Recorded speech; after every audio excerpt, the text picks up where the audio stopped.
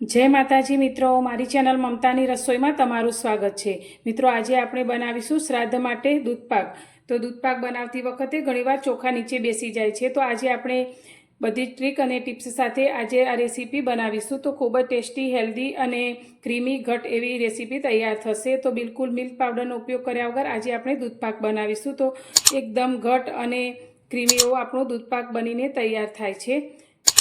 तो तमने मारी आजनी आ रेसिपी पसंद आवे तो विडियो ने लाइक करजो, शेर करजो अने मारी चेनल पर नवा छो तो चेनल ने सब्सक्राइब करवानो बिल्कुल भूलता नहीं अने विडियो ने स्कीप कर्या वगर पूरो जोजो। तो आपणे दूधपाक बनाववानी शरूआत करीए।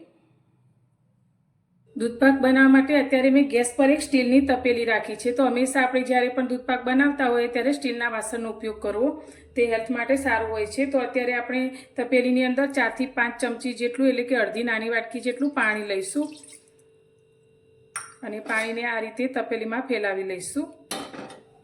તો આ રીતે પાણી લેવાથી આપણે જ્યારે દૂધને ઉકાળીશું તો દૂધ બિલકુલ નીચે તળિયામાં ચોંટશે નહીં। તો હવે પાણી થોડું ગરમ થાય એટલે હવે આપણે જે 1 લીટર દૂધ લીધું છે તે તપેલીની અંદર એડ કરી દઈશું।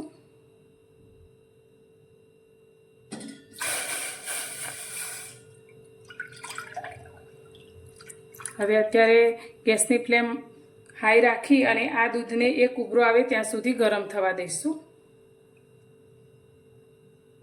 अत्यारे आपणे दूधपाकमां एड करवा माटे भातना चोखा लीधा छे। तो अत्यारे 2 चमची चोखाने मैं 10 मिनिट पहला पाणीमां पलाળી राखेला, तो थोड़ा ते फूली गया छे। तो तेनी अंदर अत्यारे आपणे 1 चमची जेटલું घी एड करीशुं।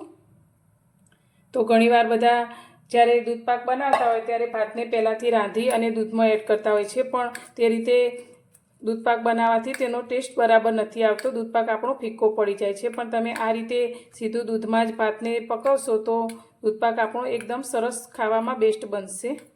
तो आ रीते घी साथे मिक्स करी अने भातने दूधमां एड करवाथी भात आपणा नीचे तळियामां बेसता नथी अने बधा दाणा एकदम सरस छूटा छूटा थाय छे। तो अत्यारे भादरवा महीनामां आ रीते दूधपाक खावाथी जे शरीरमां वायु, कफ अने पित्त थतो होय ते दूर थाय छे।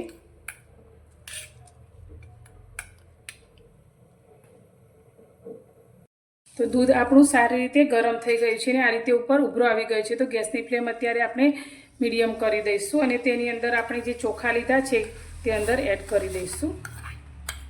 तो चोखा अत्यारे मैं 2 चमची लीधा छे। तो तमे तमारा टेस्ट प्रमाणे थोड़ा वधारे के ओछा पण लई शको छो।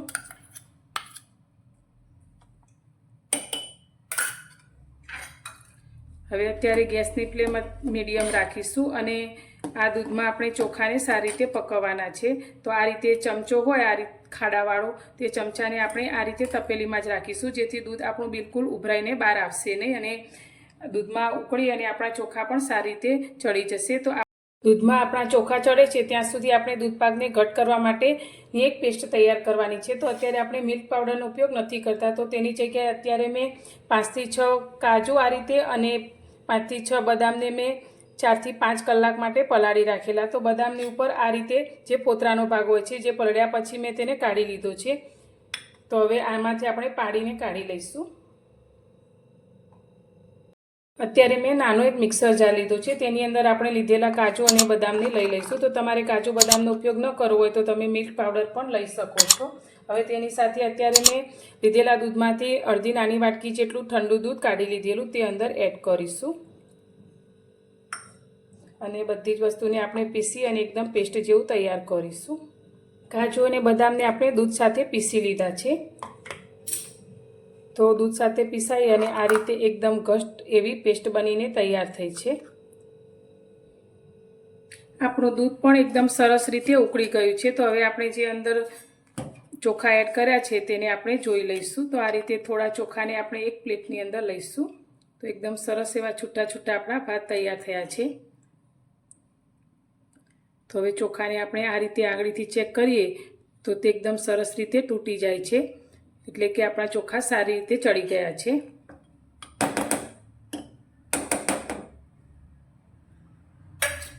तो हवे दूधपाकनी मीठास माटे अंदर आपणे अत्यारे खांड एड करीशुं। तो खांड अत्यारे मैं एक अर्धी वाटकी जेटली लीधी छे ते अंदर लईशुं। तमे खांड तमारा टेस्ट प्रमाणे वधारे के ओછી पण लई शको छो।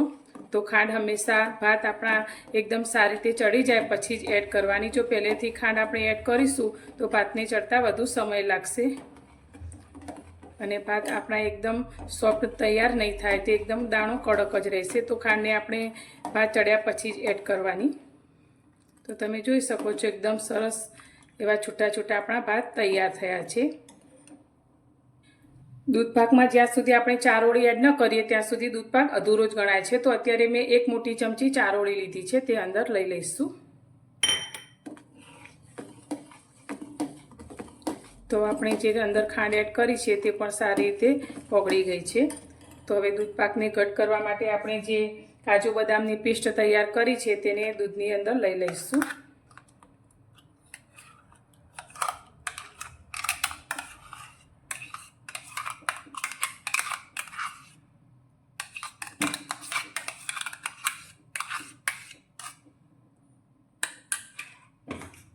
અને સારી રીતે મિક્સ કરીશું.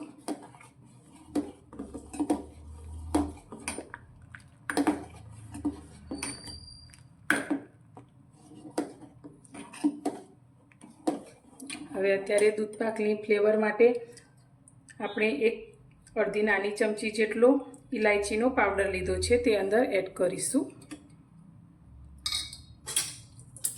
અને સાથે આપણે 1 જાયફળ લીધું છે, જેને આપણે અડધું અંદર આ રીતે ઘસી અને એડ કરીશું.